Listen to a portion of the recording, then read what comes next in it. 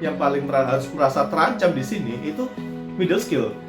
Nah ini menarik nih, gue bikin jadi yang satu ini labor, yang satu labor buruh yang digaji dengan upah.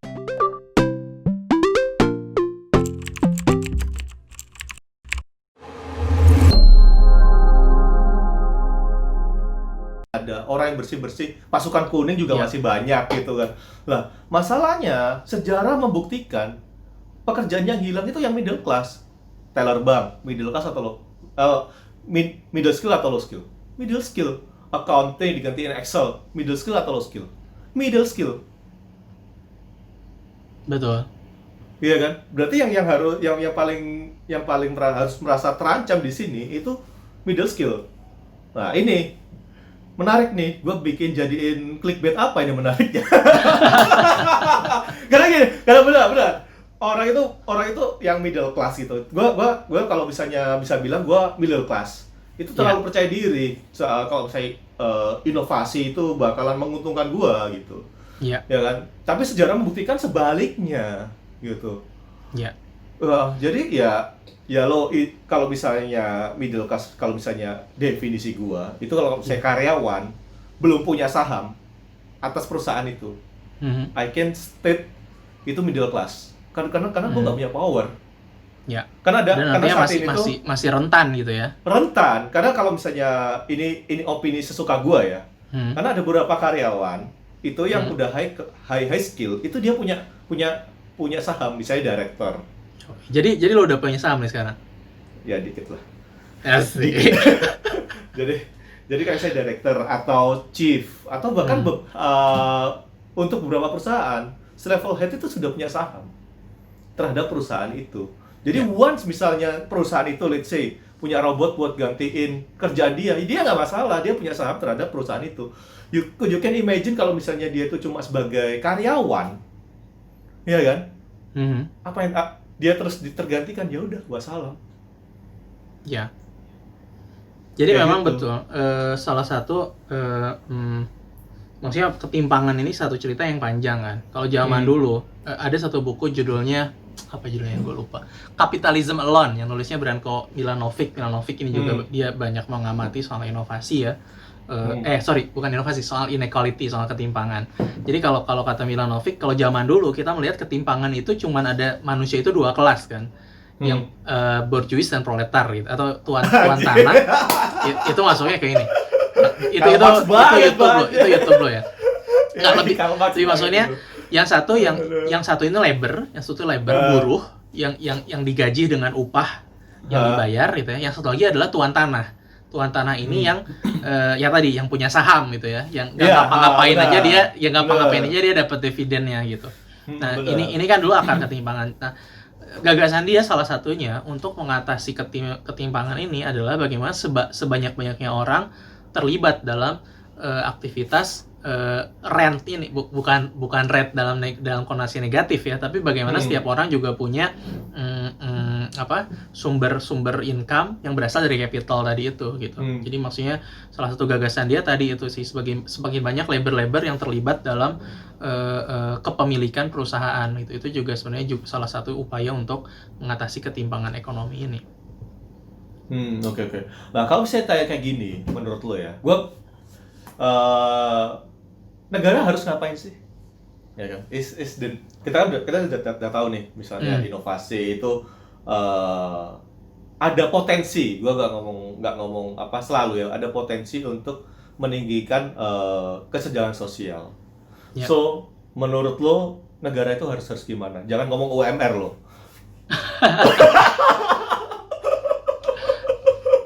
Menarik pertanyaannya, susah aja. Cuman pertama pada akhirnya tadi kita harus sepakat, negara harus sepakat bahwa yang namanya inovasi ini adalah backbone dari pertumbuhan ekonomi, dan artinya dia harus berpihak kepada pertumbuhan ekonomi yang berbasis inovasi. Kita udah nggak bisa lagi misalkan mengandalkan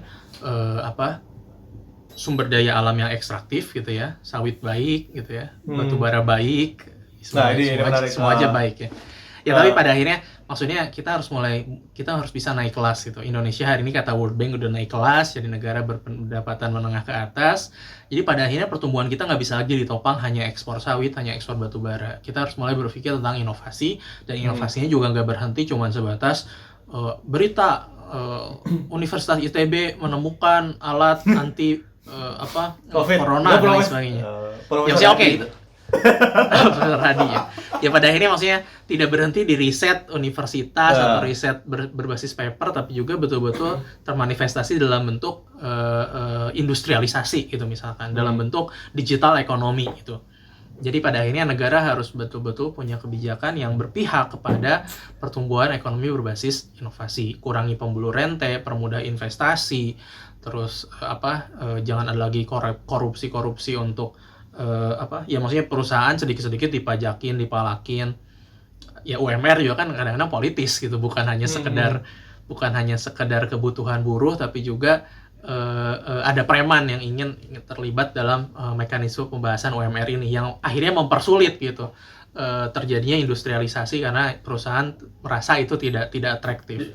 Itu yang pertama, tentang pentingnya negara mulai berpihak kepada pertumbuhan yang berbasis inovasi. Nah, implikasinya sebelum kita masuk ke poin 2 ya, ngomongin ketimpangan, implikasinya pemerintah juga harus punya effort yang lebih untuk sektor prioritas inovasi ini gitu. Jadi kadang-kadang kita mendefinisikan tadi inovasi itu semua hal gitu ya. Yang asalnya cilok bumbu kacang jadi cilok bumbu saus, itu inovasi gitu. Tapi kan bukan itu yang berkontribusi buat pertumbuhan ekonomi gitu kan. Iya. Itu mah cuman bikin gue jadi beli cilok lebih banyak daripada sebelumnya gitu. Itu mah kayak definisi startup ya. Itu oke. Itu bablain. Nanti lo ngundang Pak. Okay. Ya tapi poinnya bagaimana pemerintah mulai prioritas gitu membangun inovasi ini. Tidak semua sektor harus kita garap gitu. Jadi pada akhirnya maksudnya ini masuk ke bab lain, kayak gue suka mengkritik bagaimana kebijakan entrepreneurship ini kan jadi senjata makan tuan buat negara ya. Kenapa orang banyak menjadi entrepreneur kecil gitu ya, pedagang siomay atau jasa laundry ya, karena sebenarnya tidak ada pekerjaan yang disediakan oleh negara. Ya enggak, kalau gue boleh milih daripada gue jadi driver Gojek, mending gue jadi karyawan pabrik gitu kan. Cuman masalahnya karena gak ada pekerjaan, opsi-opsi pekerjaan lain, akhirnya gue terpaksa menjadi self-employment, menjadi pengusaha kecil ini. Nah tapi negara tuh terus mendorong orang untuk menjadi entrepreneur gitu. Padahal sebenarnya solusinya adalah fokus kepada inovasi sektor strategis, bagaimana agar perusahaan bisa tumbuh dengan cepat dan mengenerate pekerjaan-pekerjaan untuk daerah sekitarnya gitu. Jadi kan ini menurut gue ini jadi masalah yang sangat akut di Indonesia ya, terlalu euforia berlebihan dengan UMKM, sektor informal, tapi itu adalah bentuk putus asanya pemerintah karena nggak ada pekerjaan, udahlah kalian jadi entrepreneur aja lah gitu. I see. Nah, jadi pada akhirnya ini nyambung ke multiplier effect tadi kan. Kalau kita bicara inovasi di bidang manufaktur, inovasi di bidang high-tech, itu ada multiplier 2 kali lipat, multiplier efeknya 6 kali lipat. Berbeda dengan inovasi di bidang misalkan kuliner. Kuliner ini kan to some extent menjadi zero sum game, Mas. Zero sum game artinya ada toko, ada restoran pizza baru, itu sebenarnya hanya mengenerate 10 orang pekerja di sana, tapi UKM pecel lele yang sebelumnya udah ada jadi nggak laku gitu kan. Jadi maksudnya karena manusia makan segitu-segitu aja kan, spending kita buat makan nggak akan jadi 2 kali lipat kan.